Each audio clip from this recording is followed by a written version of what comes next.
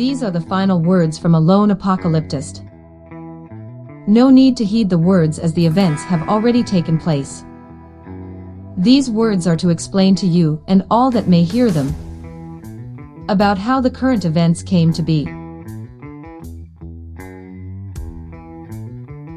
There is a silver lining to these words, but you must stay tuned for them to reveal themselves.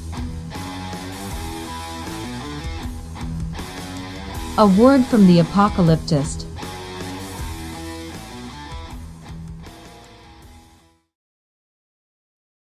April 5, 1994. He walked towards Vanessa and grabbed another chair and pulled it close to hers, and then asked her a question: what exactly happened in the lab on April 3rd?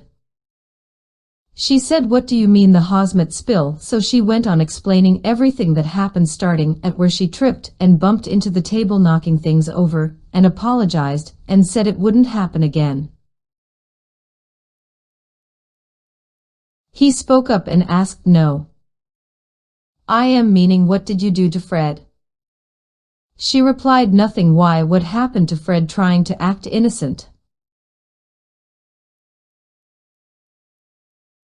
His voice got deeper and louder. "Now start again. But this time tell me what happened that day, and include what you did to Fred."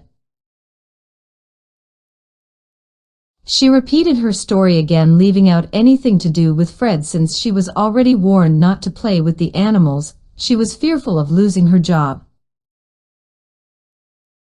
Jacob rose out of the chair, angrily tossed the chair backwards and said, "If that is how you want to play it," and then he stormed out of the office. When she heard a click from outside the door, she hopped up and ran over, just to discover the door was locked. She ran over to the window and looked out, but being on the 4th floor, she was certainly not going out that way.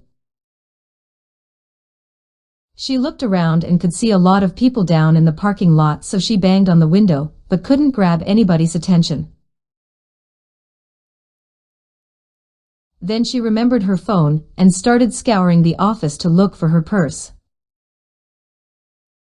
She then realized that in all the hustle and commotion going on, that she left it in her car. She ran over to the phone on the desk and picked it up, but didn't know a single number because they are all saved in her phone. She then decided to start dialing random office extensions to see if anybody came back in yet. All of a sudden the phone went completely dead. She headed back to the door and started beating on it for what seemed like hours. Her hands were beginning to hurt, but still no answer, so she walked back over to her chair, sat down and slumped to wait out her time. It seemed like time was just dragging by. Her stomach began to rumble, so she figured it must have been around lunchtime. She heard the door click. As it began to open, Vanessa rushed towards the door, but Dr. Jacob walked and quickly closed the door behind him. He walked over to the flipped chair, stood it upright and sat down. He said, "I will ask you again, what happened on April 3rd in Lab 2? So she finally confessed to taking Fred out of his cage. How he got into the spilled chemicals. How she cleaned him off and put him back in his cage.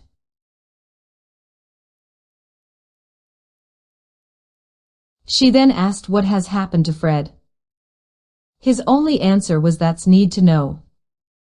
And you should pack up your office and turn in your badge and go home."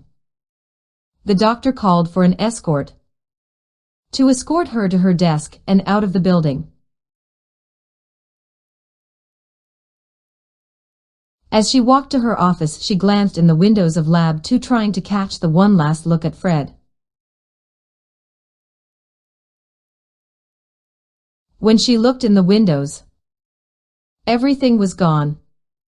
Animals, furniture, lab equipment. Everything, and the only thing left was the overhead spotlights and a sign on the door reading decontamination in progress. Vanessa was sad and confused. She packed up her office and headed out the door past all of her soon-to-be ex-coworkers. They all either glared at her or looked away. She got into her car. Her eyes started to swell and tears rolled down her cheek as she drove home.